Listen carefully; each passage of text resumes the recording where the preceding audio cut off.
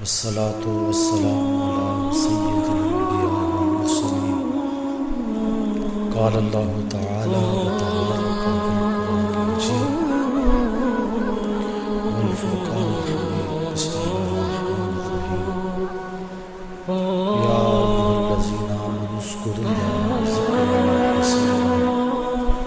صدق الله العظيم وصدق رسوله النبي الكريم الرؤوف الرحيم. اللهم نور قلوبنا بالقرآن وزين أخلاقنا بالقرآن وادخلنا الجنة بالقرآن ونجنا من النار بالقرآن. قال الله تعالى وتبارك في شأن حبيبه مخبرا وعاملا إن الله وملائكته يصلون على النبي يا أيها الذين آمنوا صلوا عليه وسلموا تسليما. الصلاة والسلام على رسول الله.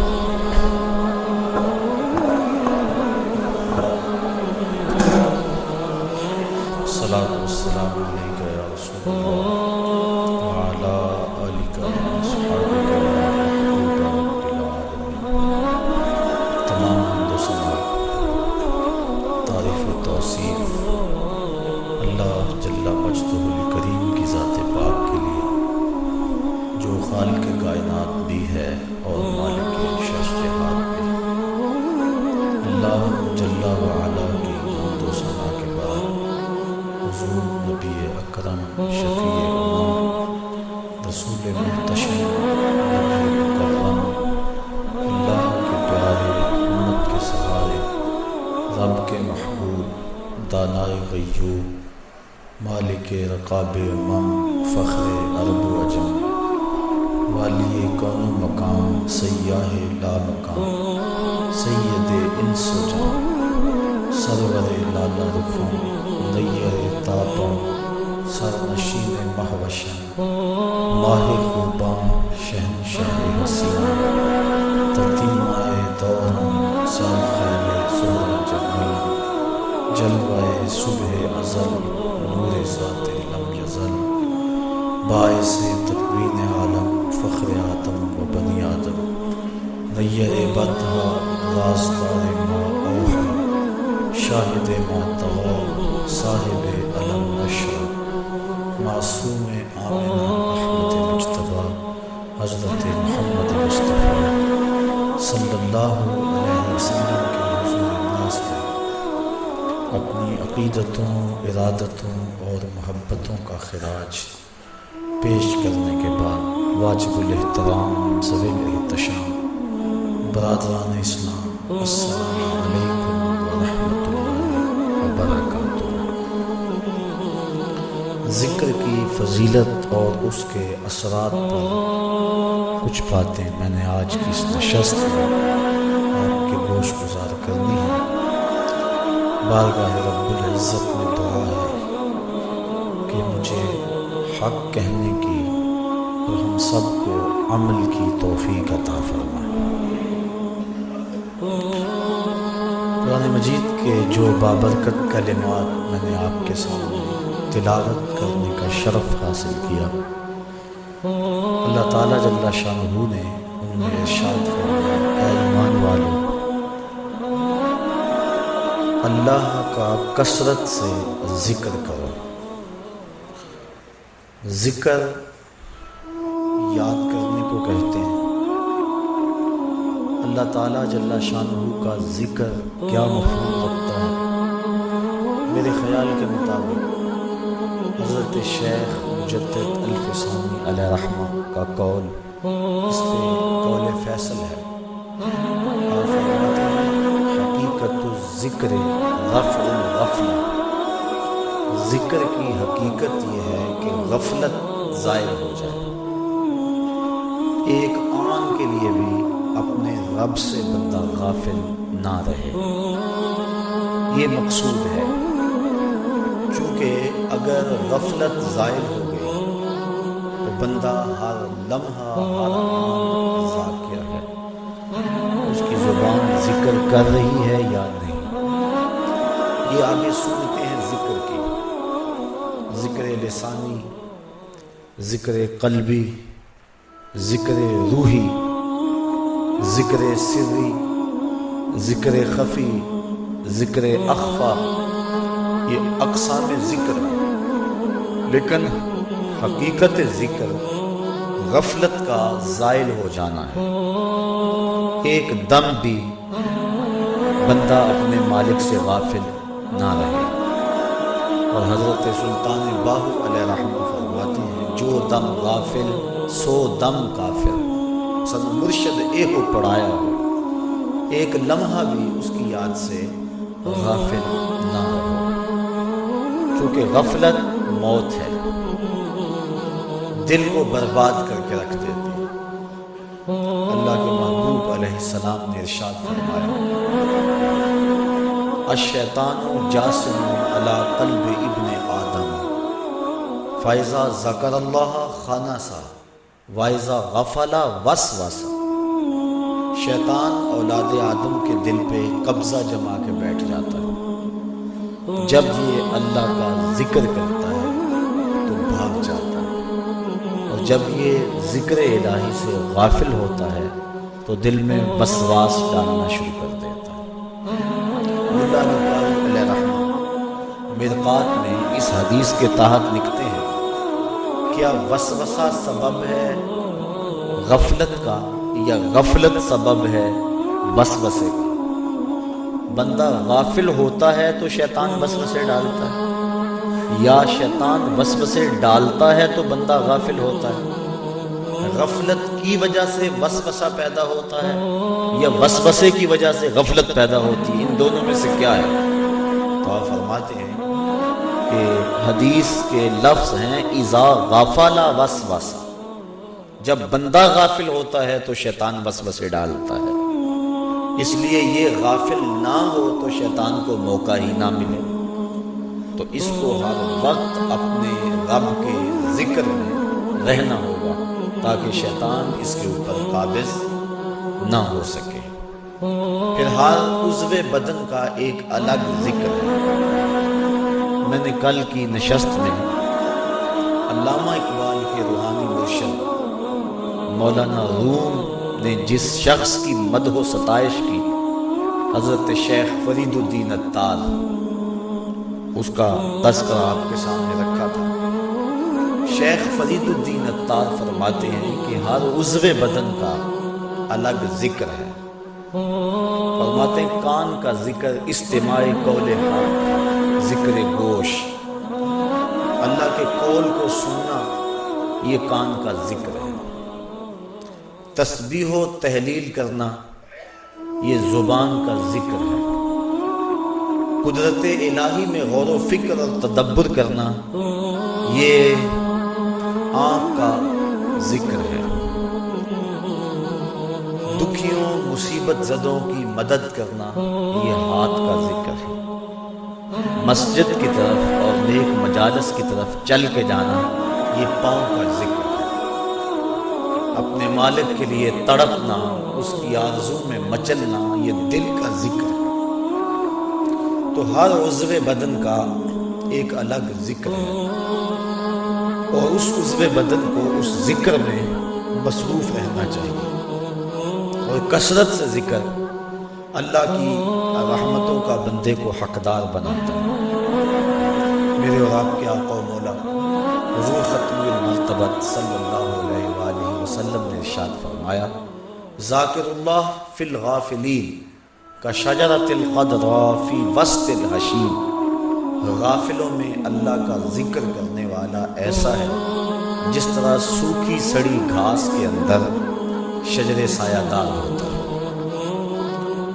اور ایک روایت جس کو امام طبرانی نے اپنی موجم میں بیان کیا، اس کے علاوہ بھی محدثین نے اس حدیث کو ذکر کیا ہے کہ جب کچھ لوگ اللہ کے ذکر کے لیے جمع ہو کے بیٹھتے ہیں تو اللہ کے کچھ فرشتے ہیں جو مجالس ذکر کو ڈھونڈتے ہیں۔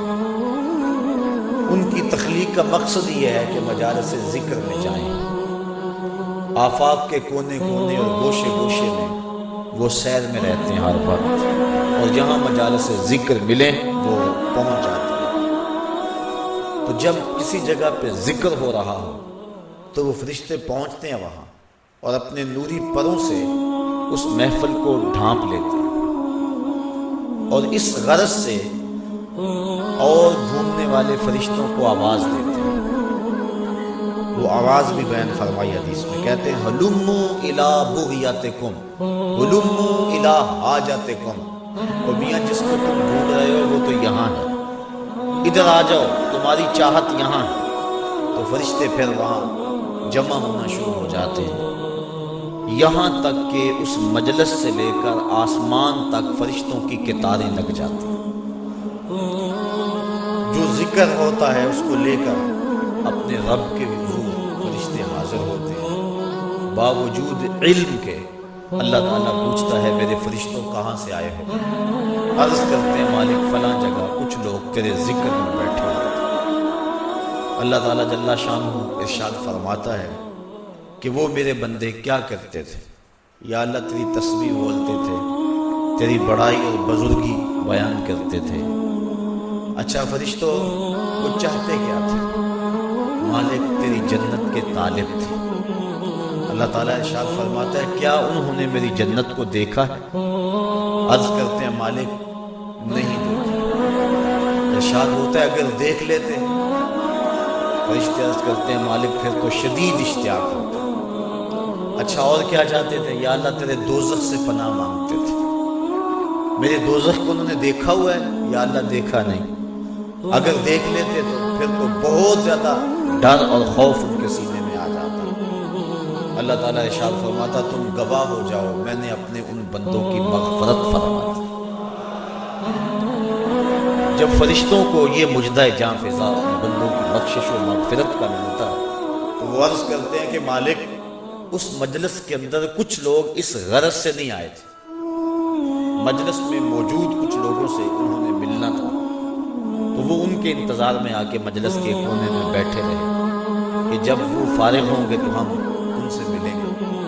ان کا مقصد اور مقصود اس میں آنا نہیں تھا۔ تو اللہ تعالیٰ ارشاد فرماتا ہے کہ میرے بندوں میں نے اپنے ان بندوں کو بھی بخش دیا۔ کیوں؟ ہم القوم لا یشقی جلیسہم، کہ یہ ذکر کرنے والے ایسی قوم ہیں کہ جن کے پاس بیٹھنے والا بھی بدبخت نہیں رہتا۔ اٹھ فریدا سکیا تے میلا ویکھن جا، وت کوئی بخشیا مل جاوے تے تو ہی بخشیا جا۔ کہا یہ میرے ذکر والے بندے وہ ہیں کہ جن کے پاس بیٹھنے والا بھی بدبخت نہیں رہتا۔ حضرت خواجہ محمد امین شاہ رحمۃ اللہ تعالی علیہ آپ اللہ تعالیٰ جل شانہ کے انوار و تجلیات کا تذکرہ کر رہے تھے اور اہل اللہ کی صحبت اور مجلس میں بیٹھنے کے فیض کو بیان کر رہے تھے۔ ایک شخص جو عقل کے بل بوتے پہ سوچنے کا عادی تھا وہ کہنے لگا جو شخص ذکر کرتا ہے اس کو تو برکت ملے گی، لیکن جو پاس بیٹھا ہے اس نے تو ذکر کیا ہی نہیں تو اس کو برکت کیسے ملے؟ تو آپ نے فرمایا کہ صحبت کا فیضان اسے بھی پہنچا، لیکن وہ ماننے پہ نہیں آ رہا تھا۔ بزرگوں کا طریقہ ذرا مختلف ہوتا ہے، وہ جنگ و جدل اور مناظرے کا روپ اختیار نہیں کرتے، جب انداز ایسا بننے لگے تو وہ اپنا انداز بدل لیتے۔ انہوں نے گفتگو کو چھوڑ دیا۔ تھوڑی دیر کے بعد گرمیوں کا موسم تھا، خادم حاضر ہوا، کہا یار وہ پنکھی لے کر آؤ، گرمی بڑھ گئی۔ خادم حاضر ہوا، اس نے آپ کو اس پنکھی سے ہوا دینا شروع کی۔ 2-4 لمحے گزرے تو پاس بیٹھے شخص کو فرمانے لگے بھائی ہوا آ رہی ہے؟ کہا ہاں آ رہی ہے۔ کہا یہ تیرا نوکر تو نہیں ہے، یہ تو ہوا مجھے دے رہا ہے، لیکن جب یہ ہوا مجھے دے رہا ہے تو محروم پاس بیٹھنے والا بھی نہیں رہ رہا۔ تو جب یہ اتنا فیاض ہے، یہ ایک عام شخص کہ اس کے فیض سے تو محروم نہیں ہے تو اللہ کے فیض سے محروم پاس بیٹھنے والا کیسے رہ سکتا؟ اس کا ذکر کرنے والوں کی سنگت اختیار کرنے والا بھی محروم نہیں رہتا، اللہ اس کو بھی برکتیں عطا فرماتا۔ تو یہ برکتیں ہیں ذکر کی۔ اور اللہ کے محبوب علیہ السلام نے کثرت ذکر کی ترغیب دی اپنی امت کو۔ ایک صحابی نے عرض کی حضور بہترین وظیفہ کیا ہے؟ فرمایا تو اس حال میں مرے کہ تیری زبان اللہ کے ذکر سے تر ہو، یہ تیرے لیے بہترین وظیفہ اور بہترین عمل ہے۔ تو اللہ کا ذکر ہر لمحہ، ہر آن، ہر ساعت جاری رہے۔ ذکر لسانی یہ بھی بڑی دولت ہے، ذکر قلبی یہ بھی بڑی دولت ہے۔ انسان کا دل اس کو پکار رہا ہے، اور حقیقت ذکر تو یہی ہے کہ غفلت زائل ہو جائے۔ ظاہر ہے کہ زبان کبھی گفتگو میں مصروف ہے، کاروباری معاملات ہیں، لیکن جو ذاکر ہوگا، حقیقی ذاکر، وہ وہی ہوگا جس سے غفلت زائل ہو جائے۔ اب وہ کاروبار بھی کر رہا ہے لیکن وہ ذکر سے خالی نہیں ہوگا، کیونکہ غفلت جب زائل ہو گئی تو بندہ دائمی ذکر والا ہو گیا، اور ہمیشہ ہر لمحہ، ہر آن وہ اسی خیال اور اسی گمان میں رہتا ہے، اور ہر وقت ذکر کی لگن میں رہتا ہے۔ اللہ تعالیٰ کا ذکر، اس کی جو برکتیں ہیں، ایک اس کا اثر یہ ہے کہ انسان کو طمانینت کا نور نصیب ہوتا ہے۔ انسان سکون کی تلاش میں کیا کچھ نہیں کرتا۔